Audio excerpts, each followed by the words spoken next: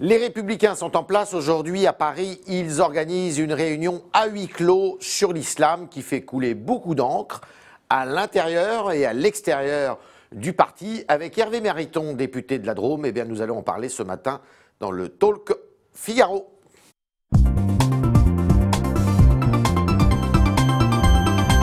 Hervé Mariton, bonjour. Bonjour. Bienvenue dans ces studios. Alors, est-ce que vous assistez à cette réunion? J'y étais avant de vous rejoindre, Oui. j'y retournerai après. Alors, qu'est-ce qui s'y dit? Nous avons entendu longuement un certain nombre de membres du Conseil français du culte musulman Ouais. et le probable futur nouveau président du CFCM. Il y a à la fois une indication, un énoncé heureux de volonté d'intégration, de respect et d'égalité de la femme, ça c'est tout à fait bienvenu, et un refus de la stigmatisation. Tout ça, c'est bien.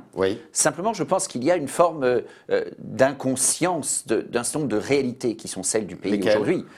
D'abord, l'autre jour, je suis allé voir Dali Boubaker pour présenter... Il n'est pas là, lui, ce matin. Il n'était pas là, mais pour présenter les propositions que j'avais faites au titre de mon mouvement droit au cœur. Il y a, de la part de quelqu'un comme Dali Boubaker, hier je déjeunais avec Malika Sorel, une vision très laïque pour Malika, très intégrée et intégrationniste avec Dali Boubaker, ce que nous avons entendu aujourd'hui. Mais ça n'est pas le cas de tous les musulmans. Et la réalité est qu'il faut que la République réponde à la situation telle qu'elle est. Ce matin, ils sont pas là. Non, aujourd'hui, il y a l'islam qui, au fond, a envie de s'intégrer. Et quand on a envie, ça peut marcher. Et ça ne peut marcher que si on a envie. Ça va servir à quelque chose, cette journée? Ça dure jusqu'à ce soir? Nous poursuivons les travaux cet après-midi. Nous entendons aussi d'autres responsables d'autres religions. Mais il est important, ensuite, au-delà d'une journée intéressante, que l'UMP formule des propositions. J'en ai fait pour mon mouvement droit au cœur. Il faut qu'il y en ait à l'issue de cette réunion. J'espère. Qui est-ce qui va les rédiger aujourd'hui? Écoutez, vous savez qu'il y a à la fois Gérald Darmanin et Henri Guénaud qui animent cette réunion. Mais ça doit être un travail collectif. Nicolas Sarkozy est là? Nicolas Sarkozy a marqué son importance. Il n'était pas là dans la deuxième partie de matinée, mais il participe. Pour accueillir ce oui, matin. Tout à fait. Il participe à une partie de la journée. Comprenez-vous les critiques que cette réunion suscite à l'intérieur et à l'extérieur? Écoutez, il y a un sujet qui est celui de l'intégration de l'islam dans la République. C'est à la fois une donne objective, c'est l'exaspération, c'est comme ça, c'est un fait objectif d'un certain nombre de nos concitoyens. Et donc il faut répondre. Et ce n'est pas en ignorant un sujet que les Républicains avanceront. J'y apporte ma contribution, il est bien que les Républicains travaillent là-dessus. Donc vous êtes en désaccord avec Nathalie Kosciusko-Morizet qui dit que ce n'était pas une priorité? Nathalie était là ce matin, et c'est bien.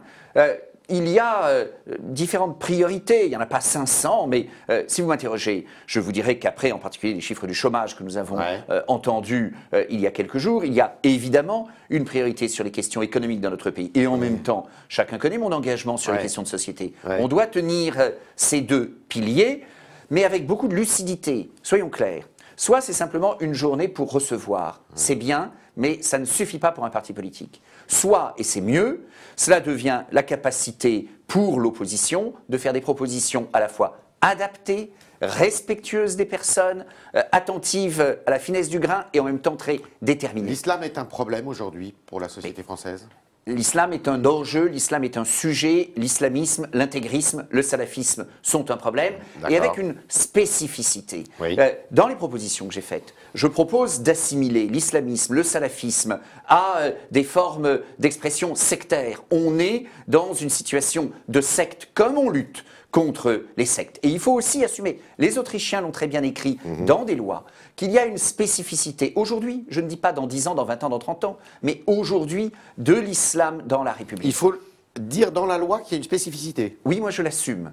Parce que d'autres religions ont connu l'avant-après loi de 1905 et différentes étapes de l'histoire de la France et des religions. C'est vrai pour les catholiques, c'est vrai pour les protestants, c'est vrai pour les juifs. La situation est différente s'agissant de l'islam. Il y a une question précise, qui est celle du financement des lieux de culte.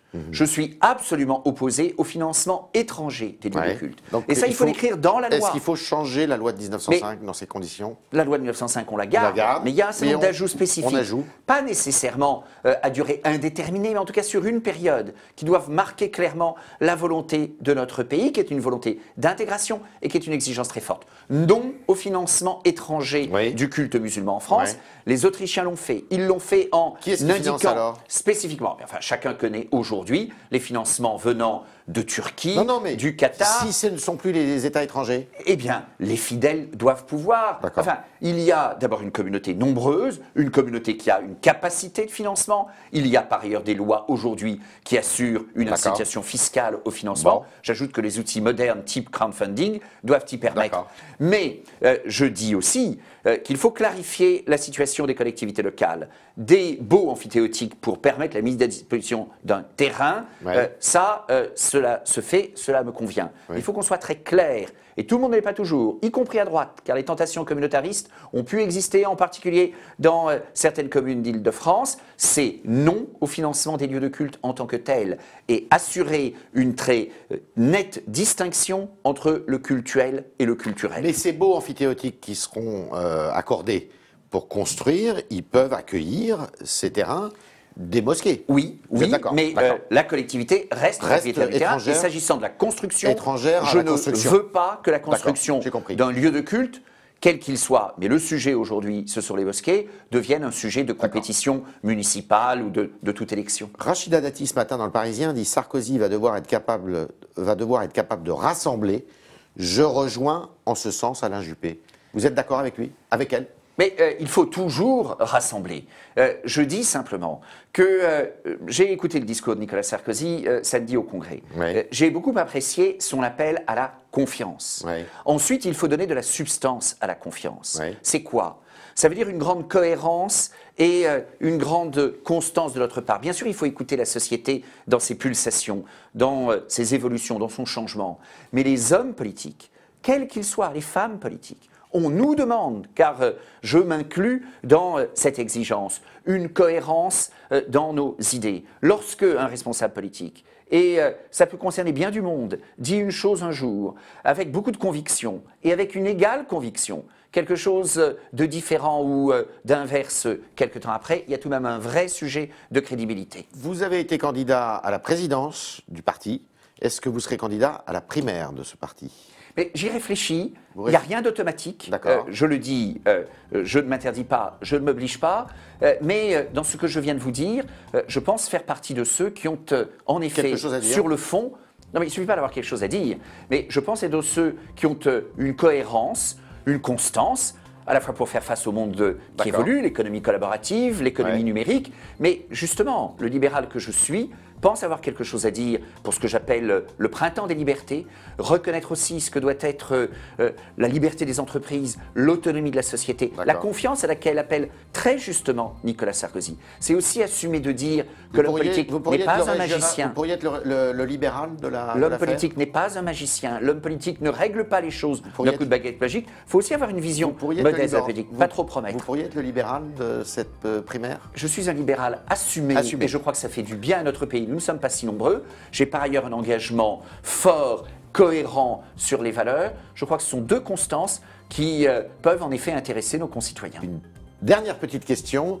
Il y a actuellement une tension entre le Vatican et Paris pour la nomination d'un ambassadeur de France au Vatican qui se trouve être homosexuel, et on a l'impression que le Vatican traîne un peu des pieds, si vous me permettez l'expression. Qu'est-ce que vous en pensez? Je connais ce diplomate qui est d'une très grande qualité et je pense que ni du côté de la France ni du côté du Vatican, son orientation sexuelle ne doit être un critère. Il a été numéro 2 de notre ambassade au Saint-Siège, je l'ai connu dans ses fonctions à l'époque, moi-même lors de visites au Saint-Siège, je l'ai connu après. Je dis simplement qu'il y a eu, non pas par sa faute à lui, mais par la faute de François Hollande, par la faute du gouvernement, une maladresse insigne, non pas à le nommer.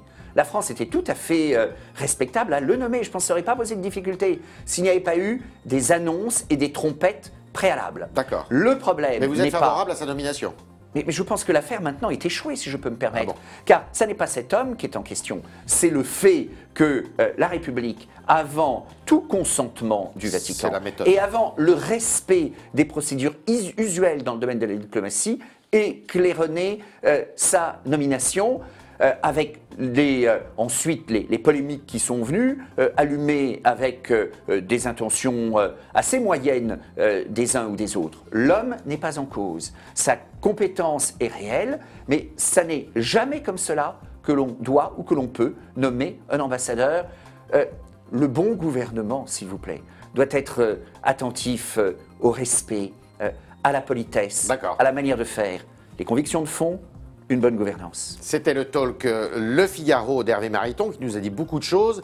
Deux principalement. La première, c'est qu'il ne s'interdisait rien en vue de la primaire de 2016 pour désigner le candidat de la droite à la présidentielle, et donc Hervé Mariton pourrait concourir. Deuxième chose, il ne faut pas réformer la loi de 1905 sur la séparation des églises et de l'État, mais en revanche, il faut dans une loi marquer le caractère spécifique, pour un temps au moins, de l'islam, parce qu'il estime qu'il ne faut plus que des États étrangers financent notamment les mosquées qui pourraient être construites sur notre territoire. Merci Hervé Mariton. Merci.